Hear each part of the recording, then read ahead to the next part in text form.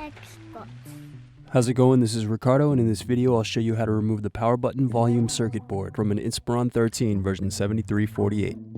If you're looking for parts for this laptop, go to our website and use this coupon for a 5% off discount.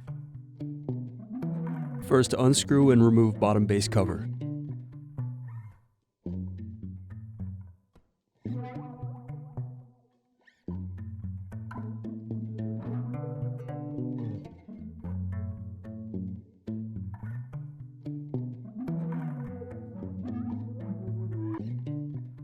Now unplug and loosen hard drive cable. Now unscrew and remove battery.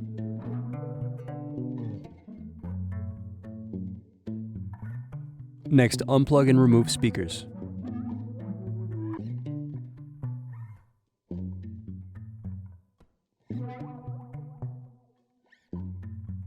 The last thing you'll do is unplug and remove the power button circuit board.